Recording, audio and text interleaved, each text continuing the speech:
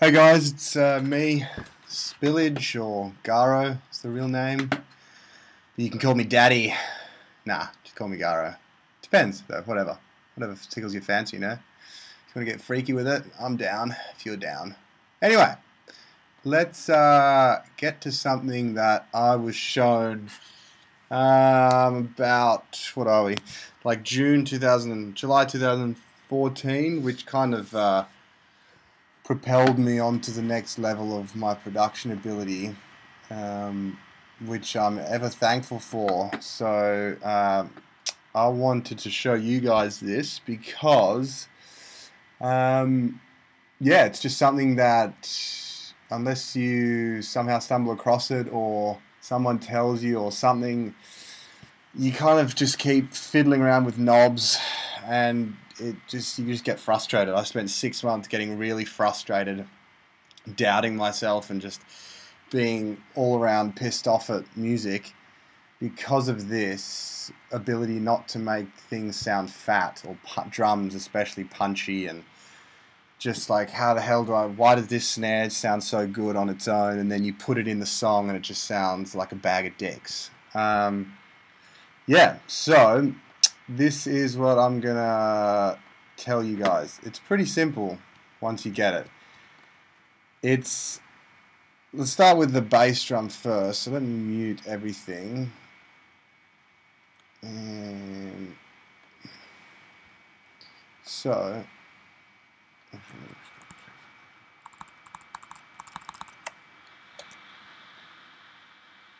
me double check something. Oh no, we should be good. Alright, cool. So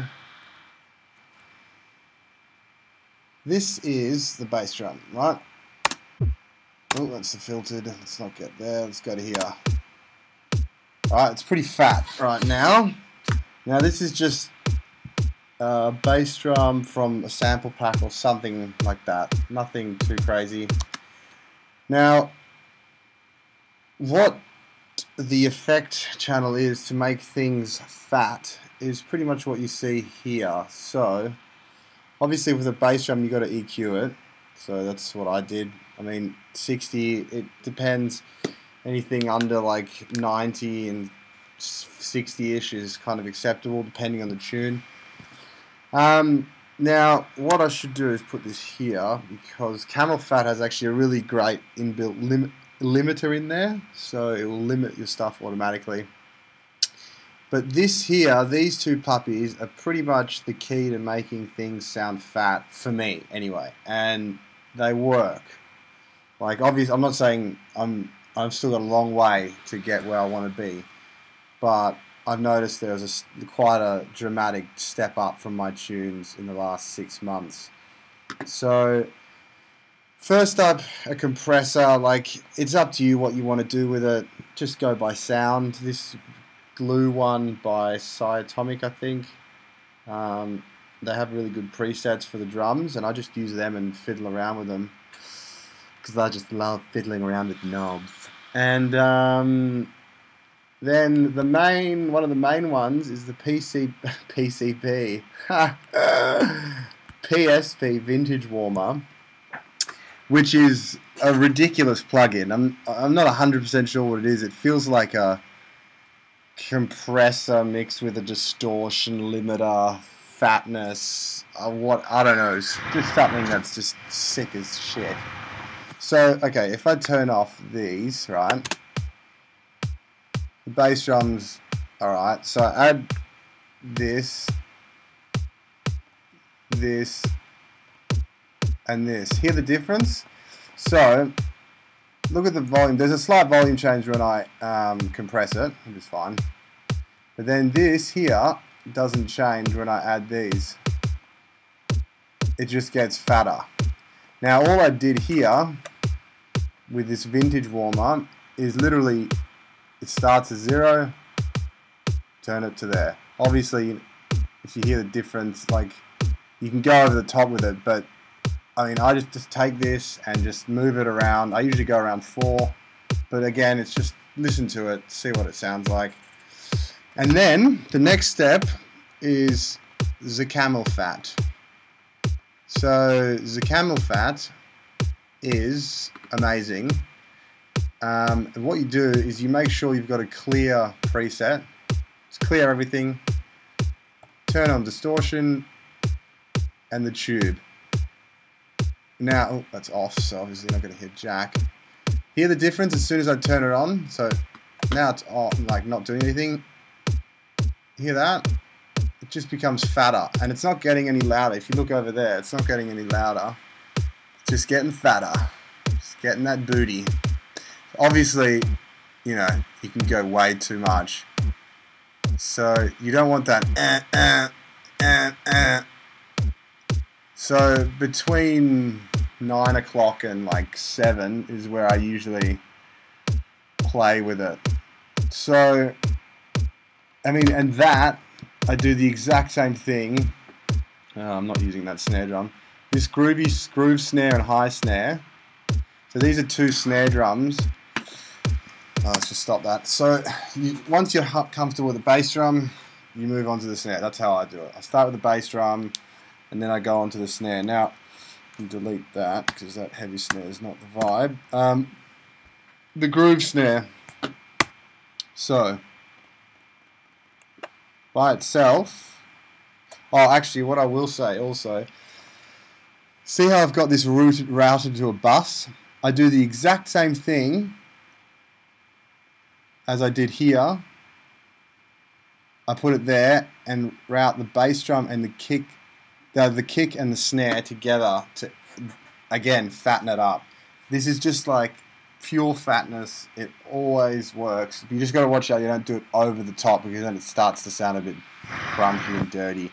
And sometimes you don't need it. Sometimes, you know, everything's sounding great. But always go by what it sounds like. Don't go, oh, he said do this on everything. Because then you'll do it and you're like, oh, why is it sounding like dick? Because it's just, you know, you're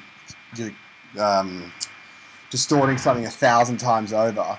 So it's going to sound like crap. But onto the snare drums. So the snare drum on its own, without being routed to anything, sounds like one of them. Sounds like that. It's a you know, medium kind of snare. It's got a nice little tail. Got a bit some nice 200 hertz picking in there. So I started with that. So I go with the EQ. Now this snare's got a bit of a different EQ going on, because this is, I think, one of these trap snares from some trap sample pack. Now if I turn this on, hear the difference?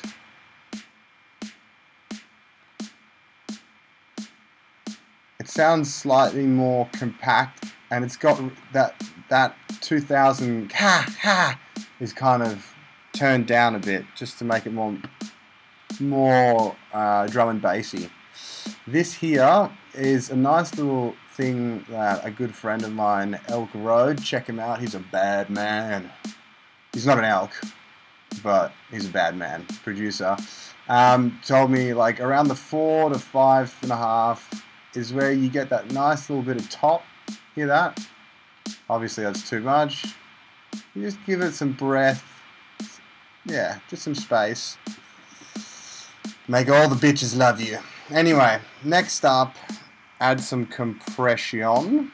Same compression, the Cyatomic Glue, using one of their presets. Fiddle around till it sounds good. And then close these, and then you're on to the, oh, I should move this over there. Oops, sorry. Move this over there. So next up is our friend of the PSP Vintage Warmer. Hear the difference? Off, on, off, on. So same thing, just a bit to 4. You know, exact same, really. Then I turned on the Transient Shaper, which is everyone's kind of friend. I think it's a free plugin by Shack Audio. Hear the difference with this? it just kind of contains a bit of the, see that there?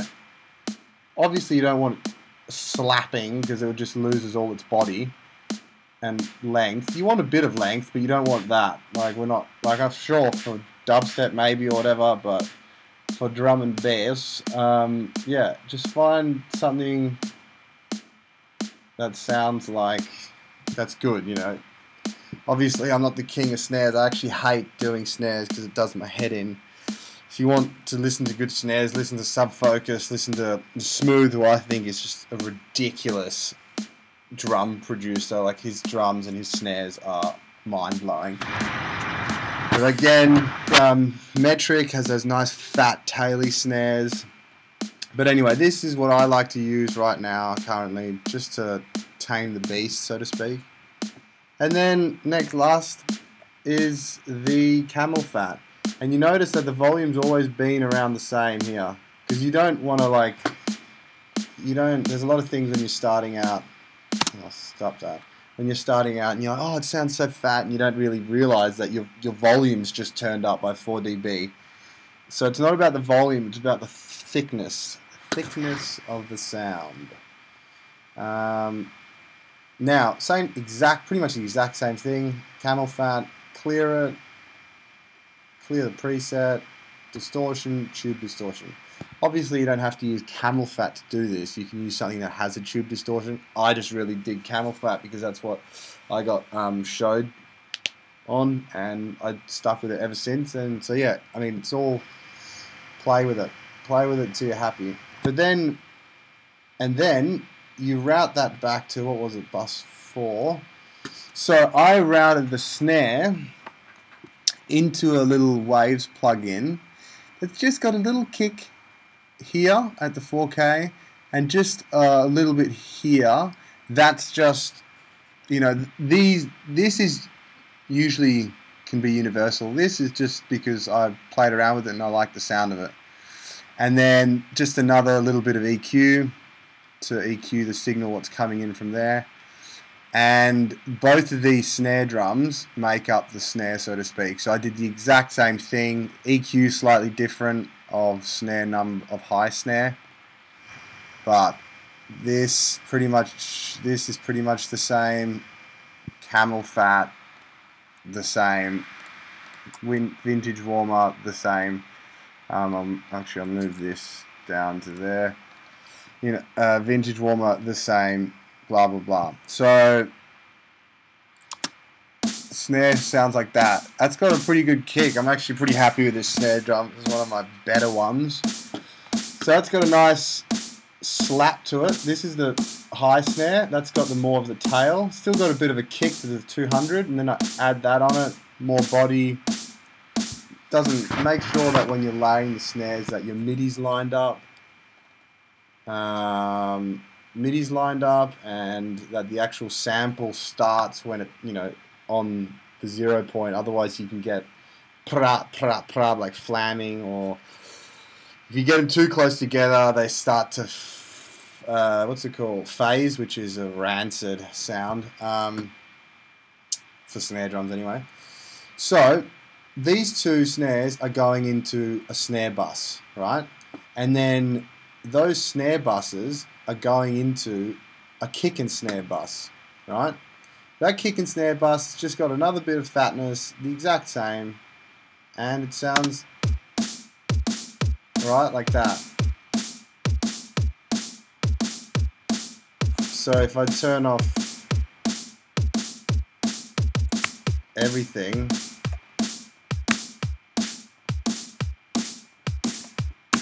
see how there's just no, oh, it sounds flat, horrible, like there's no meat behind it. Now I add all these things again.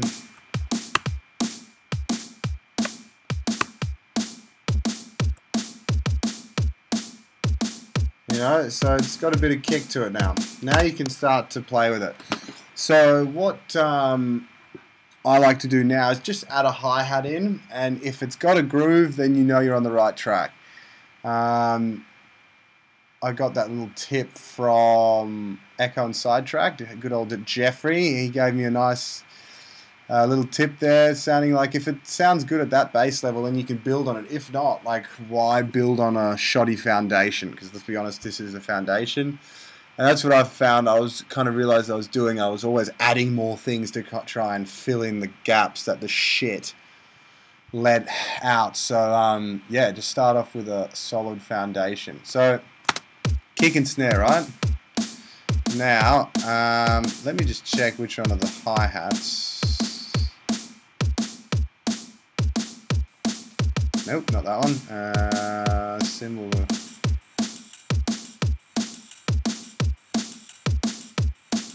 Is it this one? I think it's this one, actually.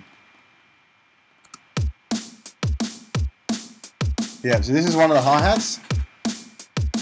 This is just on 1, 2, 3, and 4. Everything's side-chained.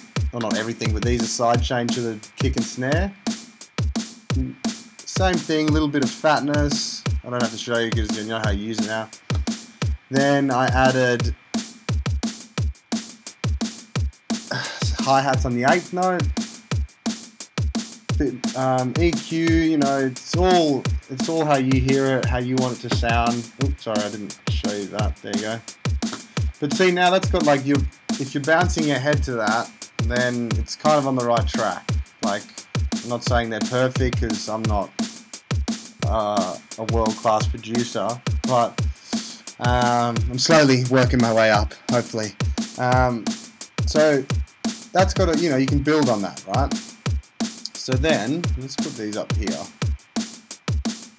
I just like to start with a kick drum up the top and then snare and crash, not crash, hi-hats and stuff. I mean, it's each their own. I put the crash cymbals at the end of the drums. That's just a personal thing.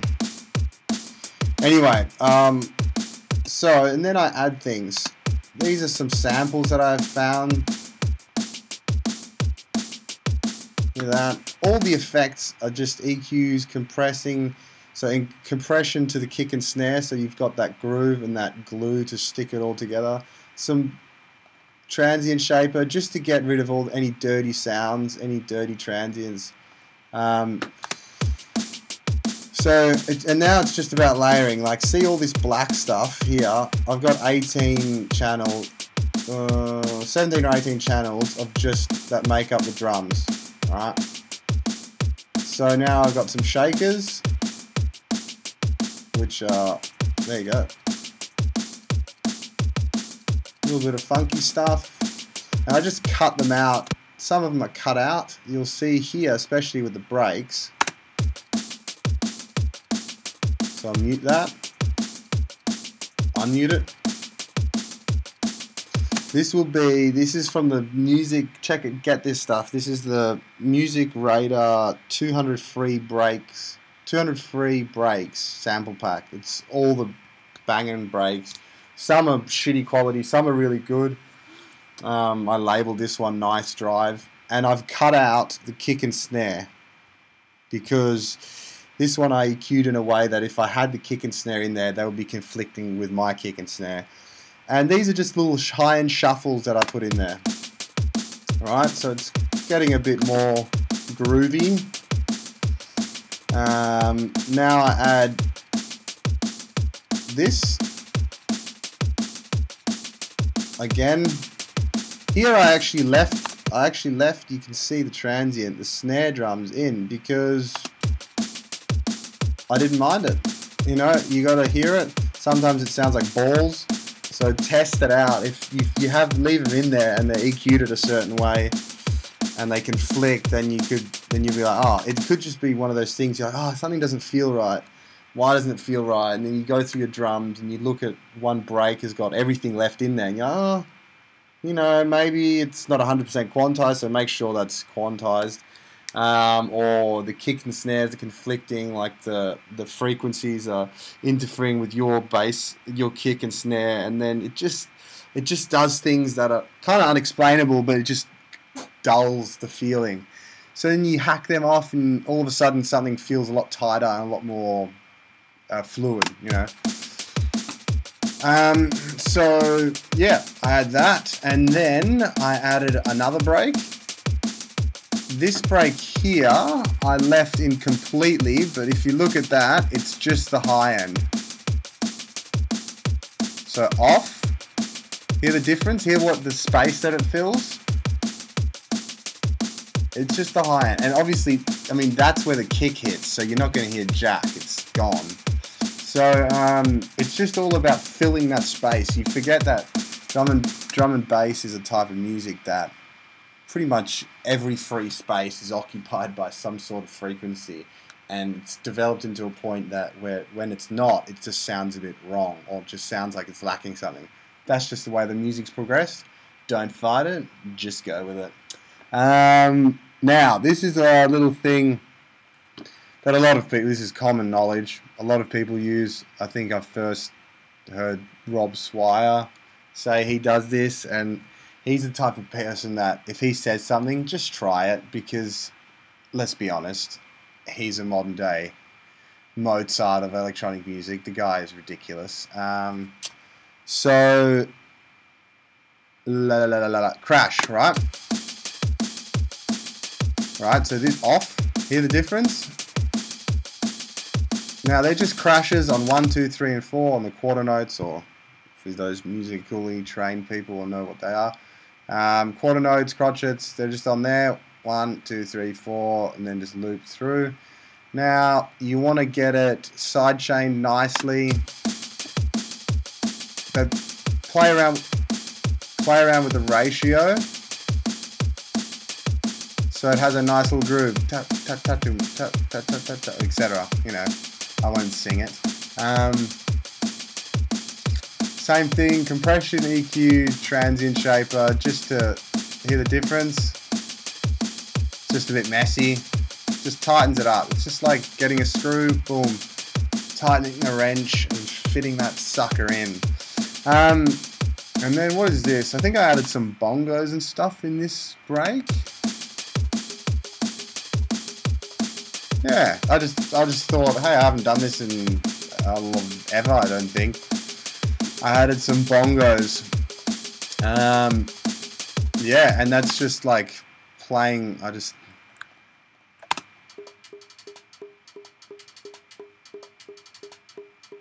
That's what I jammed around on, and if you put it all together, it sounds kind of cool. Ooh. And then, I mean, I deleted all the stuff with other stuff, but this is the break the drums that I'm using in one of my new tracks. And when it's all playing, it kind of just, you don't really hear it, but it just creates movement, flow, fills it out, gets the booty shaking. Now, another thing, crash cymbal's a crash cymbal. Oh. So, make sure you find a good crash that doesn't kind of go, because that for me that pisses me off when I produce. Actually, I want to make sure that it's hitting. Oh, it is. Make sure that you zoom in, and just to see if it's actually, you know, starting, the sound starting at the very start of where this is. Otherwise, you're off by like some incomprehensible bit of time, and another one of those things that just makes it sound a bit off. So, right, the next thing is this. Oh. This is white noise, as this just standard EQ'd so that you only hear that frequency down very low, and it's just a space filler. Just there to fill space, because that's the kind of thing that gives it that bigness, right? Also, speaking of bigness, I forgot something. With the crashes here, what you can sometimes do, or not sometimes, add a little bit crusher. Obviously, you know, hear the difference?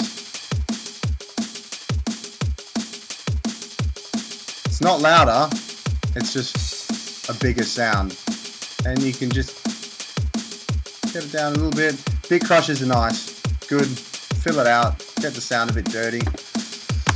Now next up is a high hat filler, which is just a little thing, a little sample of just some hats and a ride. And that's the drums. Now, all this stuff, some people separate the highs, the percussive stuff.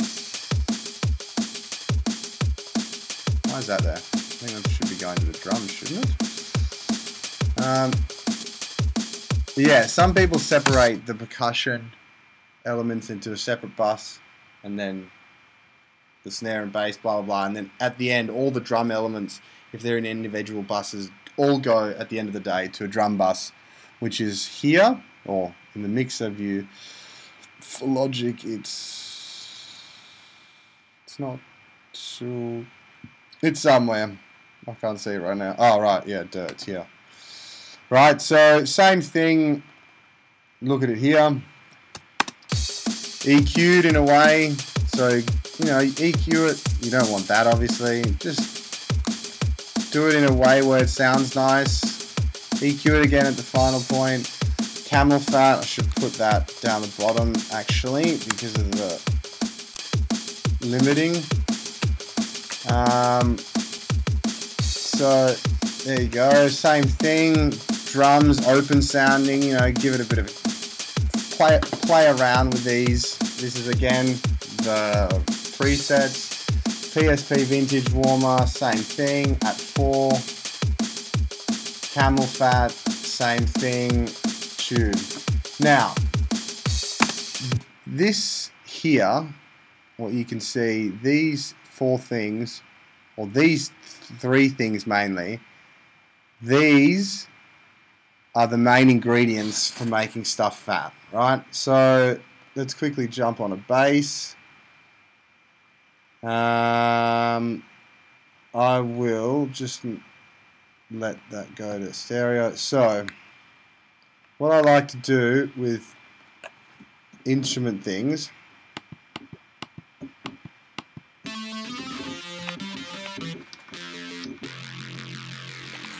so EQ it. This is a mind vortexy kind of bass that I made on Serum. Get Serum. It is ridiculous. Now I realized a couple of tracks ago, can't remember what it was, like 6-7 months ago, that bass doesn't need this kind of frequency a lot of the time. This is kind of where a lot of stuff, melodic stuff, is occupying. So I just notch it. Every time I notch it, and it sounds better, right? It just gives space to the other elements of the mix. Now, this stuff here, this is because it's one of those kind of... So if I take this off, hear that? So... Anyway, I then always like to put like a little multi-band compressor on there with just these kind of settings. I think they're -4 or something, just to fatten it out.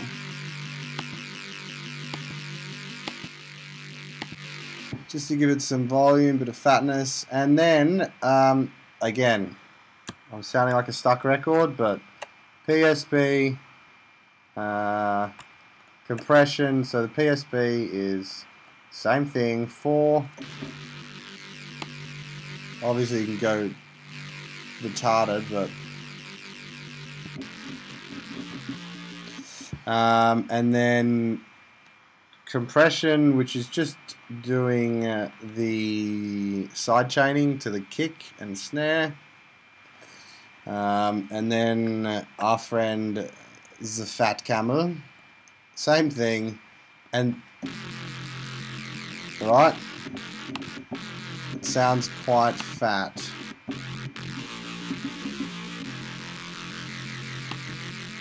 Then what I do is I have all my bass elements. I even put the sub in there. So bass, this is the, you know, mid-ish bass. If I have another bass, which you wouldn't really with that bass because that's a pretty full spectrum bass, she thirsty. She takes up a lot of EQ.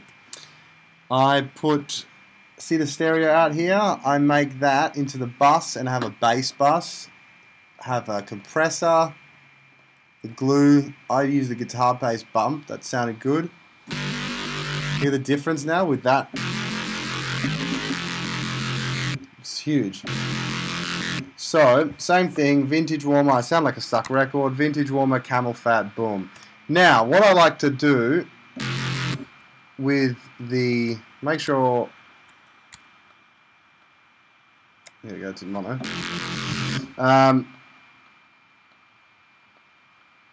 Is that, see this ozone limiter, not limiter, imager. Make sure that everything under, you know, around 300, 350 is just slam it down in mono. That's what I do. It clears the space up. I've played around with some other stuff, but this is really important. Every bass, boom, put it in mono. So you got a pretty fat bass line now, or not bass line, you got to write that first. So it's, you know,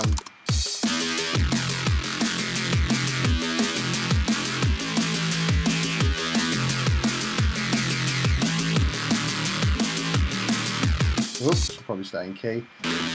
But you know what I mean. Or you get what I mean.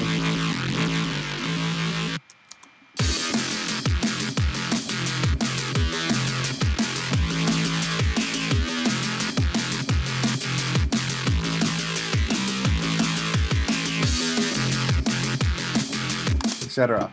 So now you got, you know, a fat sounding drum and bass, but what I want to tell you also, that process chain of EQ, compressor, PSP vintage, and camel fat, I literally use that on everything, bar some effects. Like, put a piano in, I use that. It just makes everything sound fat. I had a lesson when I was in London with Rezo, and he told me that, and ever since that my producing's getting better and better, so I'm sticking with it.